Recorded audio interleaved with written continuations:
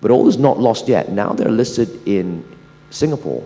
Why don't we get them to dual list in Malaysia?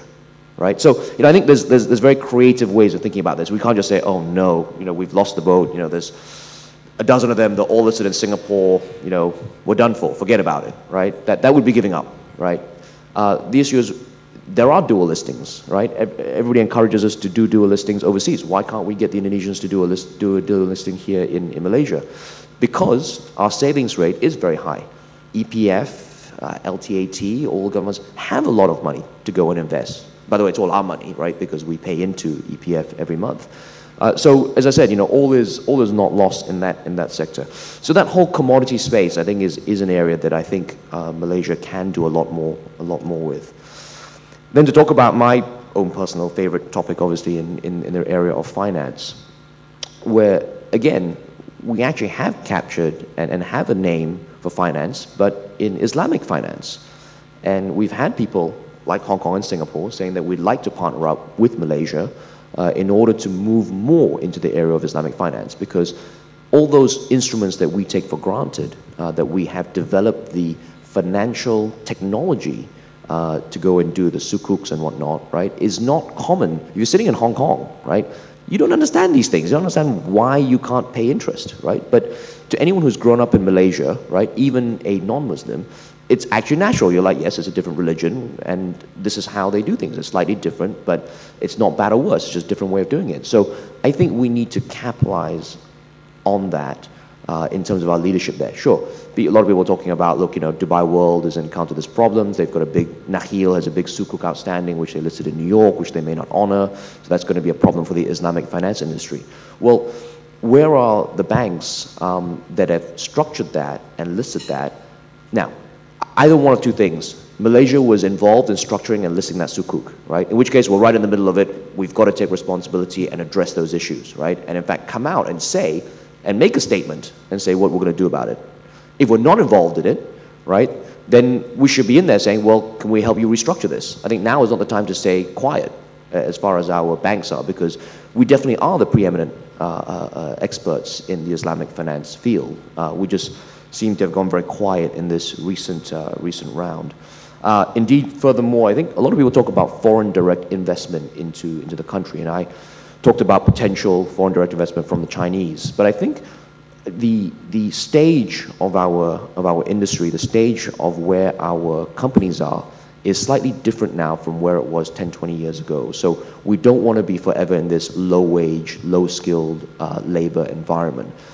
There is a very interesting world out there. It's being very much maligned at the moment, called private equity, where they have come into certain countries, like the UK, and bought companies and levered them up appropriately. And this actually also is a form of foreign direct investment, because they're actually bringing money into Malaysia. We were very fortunate some time back. We sold our paper mill to CVC. They brought R1 billion into Malaysia to invest into the plant, and they've actually further invested by borrowing money from local banks and investing back in the power plant. So that's another area, I would say, of foreign direct investment that we can look at. Because I think if you look at a lot of our companies, they're actually very healthy, very well run, very conservative companies. Of course, you don't go and gear them up to ridiculous times, and Malaysians wouldn't anyway, because that's not natural to our nature. But they deserve to have some gearing, and that's, again, financial things that some of these guys, in terms of technology, can import into Malaysia. We've made some reasonable grounds to liberalization, and you can see that when they, and again, maybe people are not tying the links together and not giving us enough credit, but when they got rid of this a rule where you had to have 30% of an IPO dedicated to Bumiputra funds or whatever it is, right? You saw that Max is listed. You saw that JCY is going for listing. And there will be more listings, right? So I think, again, maybe people haven't communicated the message, but I simply think we're not being given enough credit for some of the things that we have done.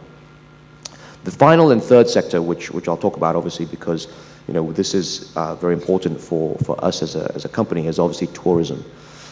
Malaysia obviously has fantastic and amazing tourism appeal. in terms of the natural environment that we have.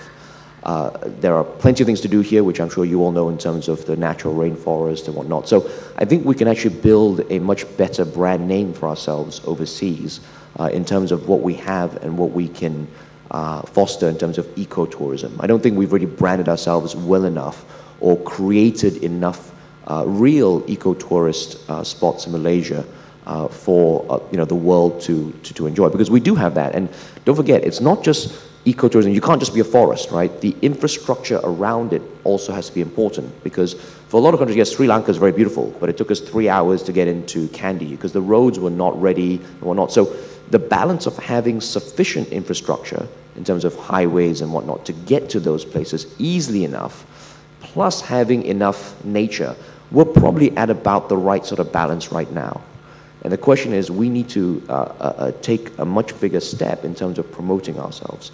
Obviously, we have, again, and I won't make too much of this because it's something that we're spearheading, something in the area of retail tourism, where, again, the retail component or the retail goods sector in Southeast Asia has matured to a level enough where there is sufficient inventory in a lot of these goods, right, that these large global international brands need to sell. And they're willing to sell it at a discount because it helps their working capital. They either sell it at a discount or they go store at a warehouse.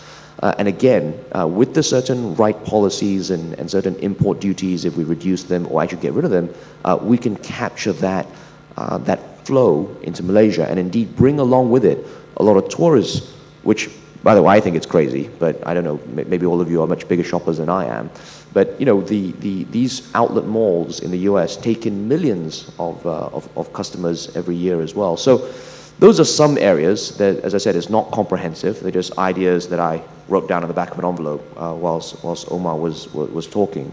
But I think the three key points that I had for this morning before we move to Q&A is that, number one, globalization is inevitable. There is a crisis, and it doesn't feel like a crisis in Malaysia, by the way, because our banking system is very sound. We did, because of the 98, 99 financial crisis, we put a lot of measures in that actually helped us to weather this crisis, right? So it may not feel like one, but trust you me, if you go to other parts of the world, things are not great. So the question is, how are we going to take advantage of this crisis? Number two is, how do we move out of this middle income trap without destabilizing the very delicate political, social, and racial balance that we've managed to strike up in this country? And the last thing is, we have to forge our own path. We cannot go and copy someone and compare ourselves to others and say, oh, so-and-so did this. So we have to figure out where our strengths lie and to use those to our advantage. So I've talked for too long. Thank you for listening, and I think I'm going to move it back to the moderator.